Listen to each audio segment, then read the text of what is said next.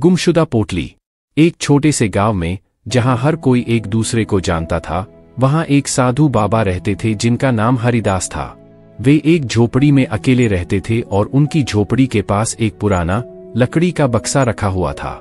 गांव वालों की मान्यता थी कि उस बक्से में कोई खास चीज है, लेकिन हरिदास बाबा ने कभी भी उसकी चर्चा नहीं की।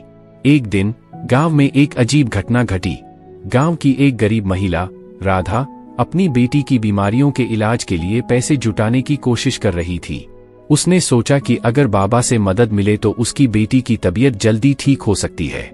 इसलिए उसने बाबा से मिलने का फैसला किया। राधा ने बाबा के पास जाकर अपनी परेशानियों के बारे में बताया और मदद की याचना की। बाबा ने कहा, मैं तुम्हारी मदद करने के लिए तैयार हूं, लेकिन पहले मुझे एक काम करना होगा। उस बक्से को खोजो जो तुम्हें यहां पाकर दिखाऊंगा। राधा ने घबराते हुए कहा, लेकिन बाबा, वह बक्सा कहाँ है? बाबा ने मुस्कुराते हुए कहा, वह बक्सा तुम्हारे घर में कहीं छुपा हुआ है। राधा ने बाबा की बातों को गंभीरता से लिया और घर जाकर बक्से की खोज शुरू की।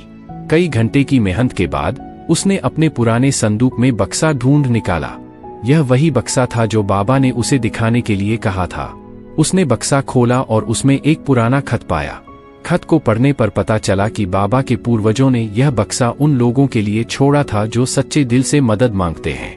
खत में लिखा था कि बक्से के अंदर एक पोटली है जिसमें स्वास्थ्य के लिए एक अमृत दवा है। राधा ने पोटली को निकाला और बाबा के पास ले गई।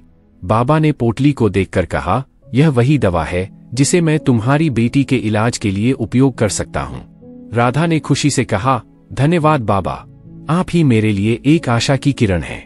बाबा ने जवाब दिया, यह सब तुम्हारी सच्ची इच्छाओं और मेहनत का परिणाम है। जब हम सच्चे दिल से किसी की मदद करते हैं तो हमें भी मदद मिलती है।